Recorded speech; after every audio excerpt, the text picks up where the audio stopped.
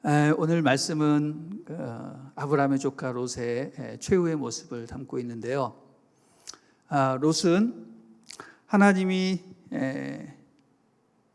아브라함에게 내 고향 아베 친척을 떠나 약속의 땅으로 가라라고 할 때 함께 했던 그런 사람이었습니다.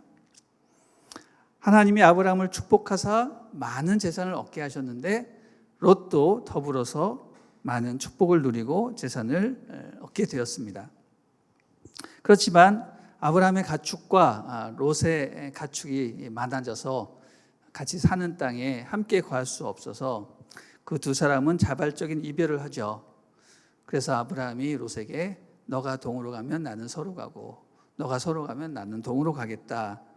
그렇게 해서 사이좋게 헤어졌는데 롯은 그때 어디로 갔습니까? 아주 눈에 보기에 좋은 소돔 땅으로 향했고 아브라함은 척박해 보이지만 그와 반대쪽 땅인 헤브론으로 가서 정착을 하게 되었습니다. 롯이 간 땅은 눈에는 보기 좋았지만 그것은 엄청난 타락한 곳으로 죄악이 관영하고 동성애가 만연한 그런 지역이었습니다. 그곳에서 롯은 자식들을 낳고 나름대로 잘 살아보려고 했지만 여간 쉽지 않았습니다. 전쟁도 일어나서 모든 가족들이 적군에게 포로로 잡혀가기도 했습니다. 그러나 그때 아브라함이 군사를 동원해서 롯 일가를 구원해 주었죠. 그렇지만 그럼에도 불구하고 그들은 그곳을 떠나지 않고 계속 머무른 것을 보면 소돔 땅이 영적으로는 피폐해져 있지만 나름 살기에는 편리하고 괜찮은 곳이었다는 생각이 듭니다. 왜냐하면 롯은 그런 모든 열악한 영적 상황임에도 불구하고 그것을 떠날 생각을 하지 않았기 때문입니다. 마치 도시인이 자기가 누리는 편리한 환경 때문에 아무리 힘들고 지저분하고 교통의 지옥이고 자녀 교육도 힘들고 그래도 그것을 포기하지 못하는 것처럼 롯도 소돔 땅을 떠나지 못하는 것 같습니다. 그런데 문제는 소돔이 너무 타락해서 하나님께서 그 도시를 멸망시키려 했다라는 사실입니다. 그쯤 되면 영적인 사람들이라면 내가 여기에 과연 살아야 되는가라고 심각하게 고민을 해야 되는데 롯은 거기에 묶여서 떠날 수가 없다라는 것입니다. 실제로 하나님의 천사가 롯을 방문했을 때도 롯은 영적인 사람이기 때문에 그들이 천사들임을 알아보고 그들을 환대하고 대접을 했는데 그 천사들이 뭐라고 얘기합니까? 당장 여기를 떠나라고 했을 때 롯은 그 핏짐을 싸고 떠날 수 있었지만 소돔의 문화에 완전히 동화되어 있던 그 아내는 어떻게 됐습니까? 억지로 끌려갔죠. 그래서 뒤를 돌아보지 말라라는 경고에도 불구하고 뒤를 돌아보았다가 그만 소금 기둥이 되어버렸습니다.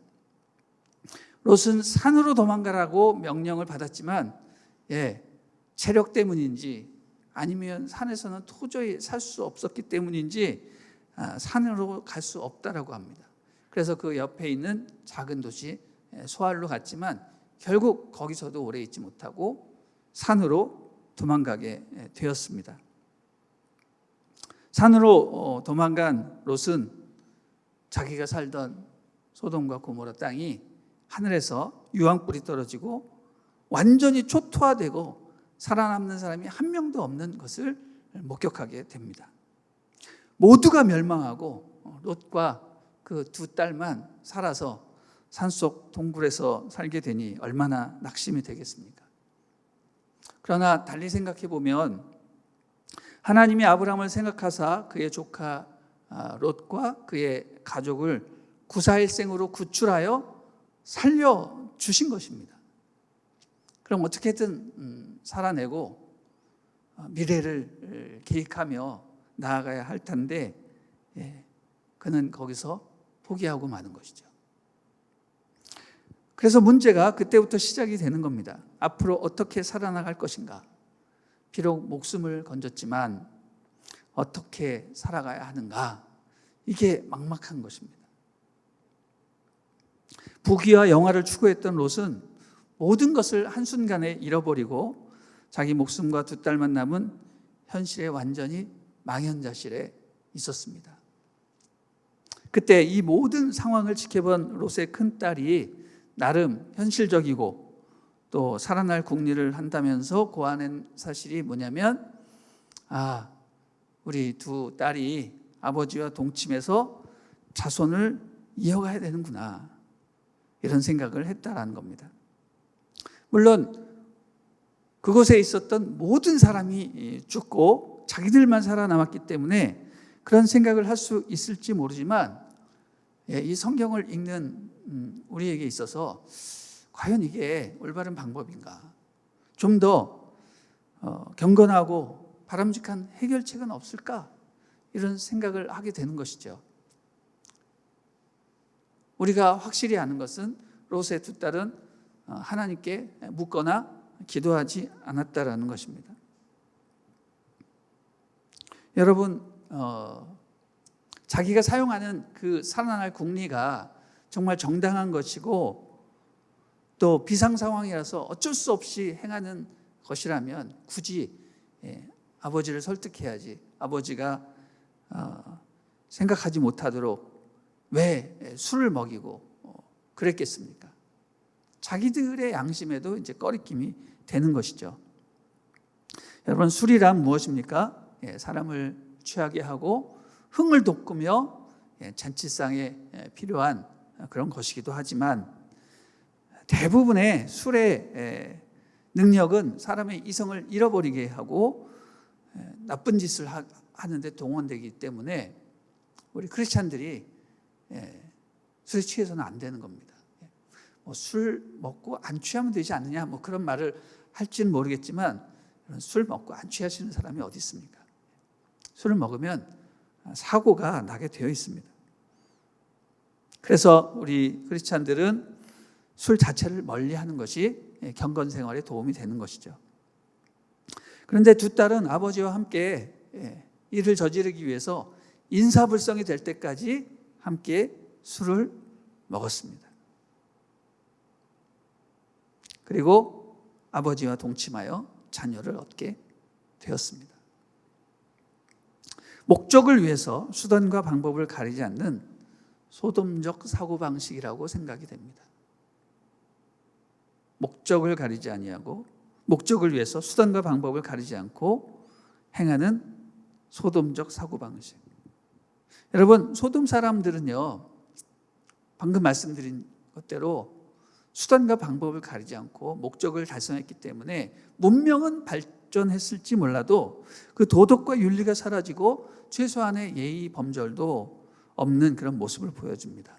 천사들이 롯을 방문했을 때 보여준 소돔 사람들의 태도가 무엇이었습니까? 그들은 거의 백성 모두가 동성애에 완전히 취해 있었습니다.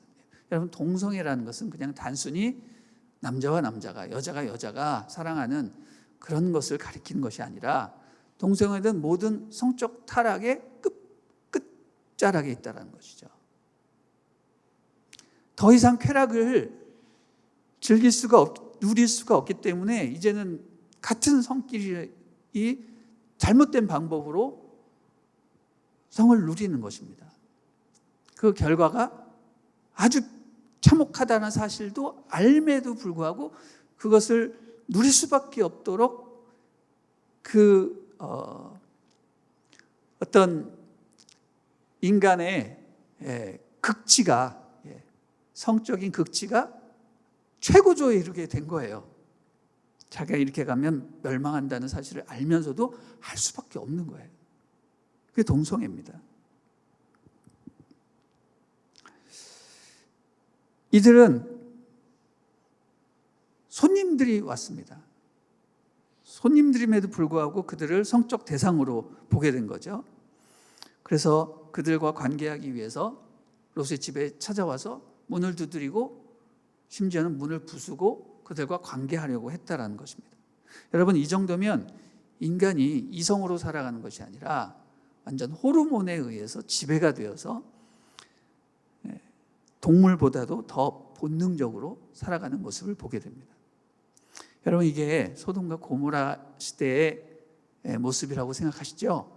아닙니다. 오늘날에도 이런 모습이 있습니다. 바로 중독에 빠진 사람들입니다.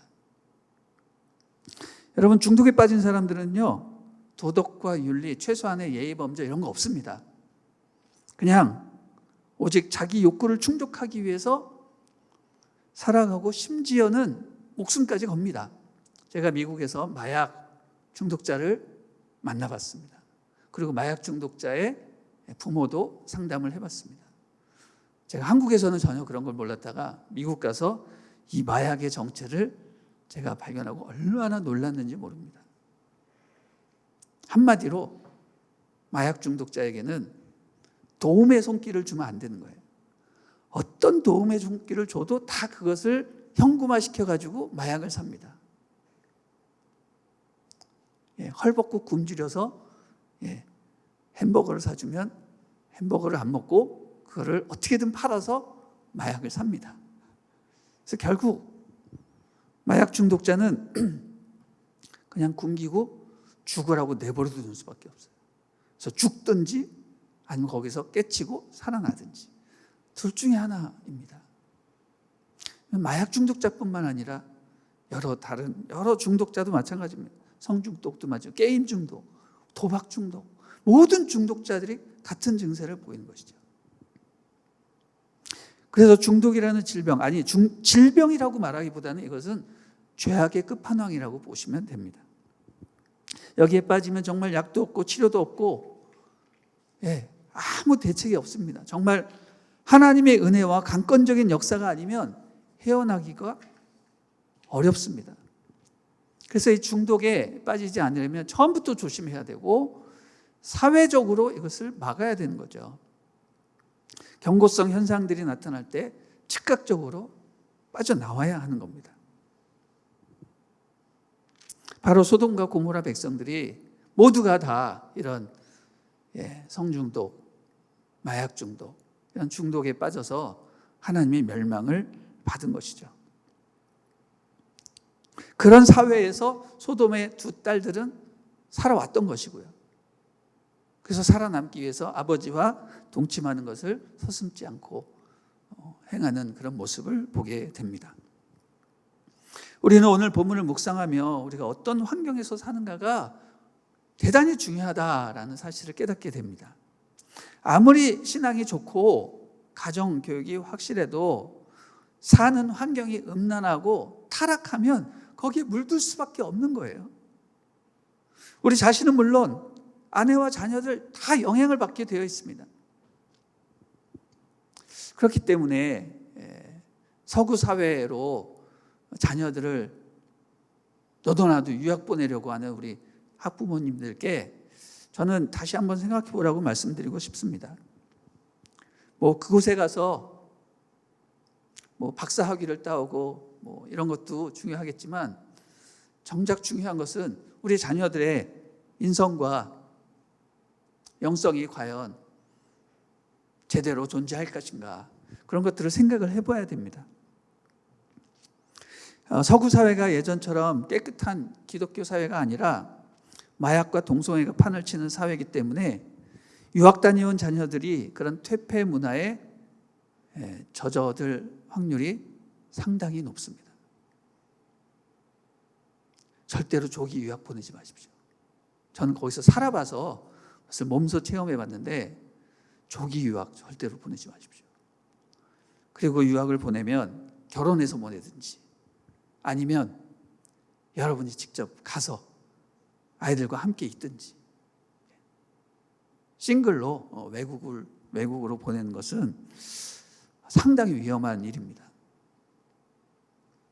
인생 전체를 바라볼 때 아이들이 고학력자 되는 것도 좋겠지만 더 중요한 것은 하나님의 자녀의 정체성을 잃어버리면 안 되는 것이죠. 그럼 다 끝나버리는 겁니다. 무엇이 중요합니까? 서구 교회는 세속 문화가 세상을 정복하도록 너무 쉽게 길을 내주었습니다. 여러분, 한국 교회는 그런 일을 해서는 안 될 것입니다. 많은 사람들이 그렇게 얘기를 합니다. 한국 교회도 결국은 서구 교회와 같이 그 길을 가게 될 것이다. 왜 그 길을 막느냐, 이렇게까지 얘기하는 분도 있는데, 여러분, 우리가 잘못된 상황들을 보았는데 왜 그 길을 똑같이 갑니까? 한국 교회는 절대로 그 길을 걸어서는 안 되는 것입니다. 한국에도 지금 차별금지법이니 낙태 찬성법이니 수많은 그런 나라가 멸망으로 가는 그런 법들이 계속 제시가 되고 있는데, 이 법을 제정하는 이유는 나라를 위해서가 아니라 정치권이 그것을 이용하기 때문이에요. 소수자들을 이용해서 자기들의 기득권을 얻기 위해서 그 법을 계속해서 만들어내는 것입니다. 나라의 미래를 위한 것이 아닙니다. 자기들의 권력을 잡기 위해서 하는 겁니다. 그렇기 때문에 우리는 깨어서 기도하고 그것을 적극적으로 막고 이 땅이 소돔과 고모라가 되는 것을 방지해야 됩니다. 우리가 자녀 교육도 중요하지만 사회를 깨끗하고 건전하게 만드는 사회 선교도 중요한 이유가 바로 여기에 있습니다. 예수 믿고 천국 가면 그만이다라는 그런 정말 무책임한 사고방식, 나만 천국 가면 되지, 이런 이기적인 발상을 벗어내고 내가 사는 곳이, 내가 있는 곳이 천국이 될 수 있도록, 우리 모두가 구원을 받을 수 있도록 그렇게 노력해야 됩니다. 그것이 바로 세상의 소금과 빛으로 살아가는 것입니다. 우리 37절, 38절 읽어보도록 하겠습니다. 시작. 큰딸은 아들을 낳고 이름을 모압이라고 지었습니다. 그리하여 그는 오늘날 모압 족속의 조상이 됐습니다. 작은 딸도 아들을 낳고 이름을 베남미라고 지었습니다. 그리하여 그는 오늘날 암몬 족속의 조상이 됐습니다. 아멘. 우리 하나님은 소돔과 고모라의 그 악한 영향력에 빠져서 죄에 빠진 우리 주님의 백성들을 구원하실 뿐만 아니라 그들의 자손에게도 은혜를 베풀어 주시는 모습을 보게 됩니다. 롯의 큰딸이 낳은 아이는 누가 된다고요? 모압 족속의 시조가 되고, 작은 딸이 낳은 아이는 암몬 족속의 시조가 되게 하십니다. 여러분, 모압과 암몬, 이들은 이스라엘 근처에 사는 이웃들이지만 어떻습니까? 그 민족 자체가 이스라엘을 힘들게 괴롭히는 그런 이방 민족으로 존재하게 되죠. 모두 하나님의 말씀에 끝까지 순종하지 않고 인간적인 해결책을 쓰다가 생겨난 민족들이라는 겁니다. 여러분, 아브라함의 서자 이스마엘도 한번 생각해 보십시오. 이스마엘이 어떻게 해서 태어났습니까? 아브라함이 약속의 아들을 기다리다가 끝까지 기다리지 못하고 누구의 말을 들어요? 질투에 가득 찬 사레의 말을 듣고 낳은 아이입니다. 아브라함의 서자죠. 하나님은 그런 자식들도 다 사랑하시고 은혜 내려주셔서 이스마엘도 축복하시고 이스마엘의 자손들이 번창케 하십니다. 그들도 생육하고 번성하고 땅에 충만합니다. 그러나 그 민족의 역할은 뭡니까? 하나님의 백성 이스라엘을 경계하는, 힘들게 하는, 그로 인해서 하나님을 더 의지하게 하는 그런 막대기로 사용을 하신다는 것이죠. 그래서 이스마엘은 마지막까지 이스라엘을 괴롭히는 아랍 족속의 조상으로, 롯의 자녀들은 모압과 암몬이 되는 것입니다. 그들이 이 세상에 사는 동안의 역할은 뭐예요? 하나님의 백성들을 자극하고 괴롭히는 역할이에요. 사탄의 역할이라고 말할 수도 있는 것이죠. 그런 역할을 하는 거예요, 계속. 그게 하나님의 뜻이에요. 그러나 어떻게 됩니까? 이들이 이 땅에서는 그런 일을 하지만 결국은 다 구원받습니다. 예수 그리스도를 믿고 하나님의 자녀가 되는 그런 축복을 받는 겁니다. 왜? 우리 하나님은 이스라엘의 하나님일 뿐만 아니라 모든 민족의 하나님이시기 때문에 그런 악역으로 사용했던 모든 민족들도 결국 예수 그리스도를 통해서 다 구원을 하시게 됩니다. 세상 모든 민족이 다 구원을 얻을 때까지 우리는 이 세상에 살면서 모든 고통과 고난과 어려움들 다 이겨내고 복음의 증거자가 되어서 땅끝까지 열심히 예수 그리스도를 전해야 되는 거예요. 이게 우리 살아가면서 해야 할 일이라는 것입니다.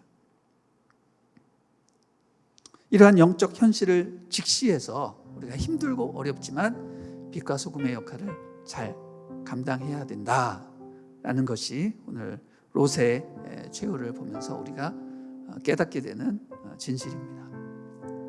오늘 하루도 여러분 낙심하지 아니하시고 빛과 소금의 역할을 잘 감당하시기를 주님의 이름으로 축원합니다. 아멘.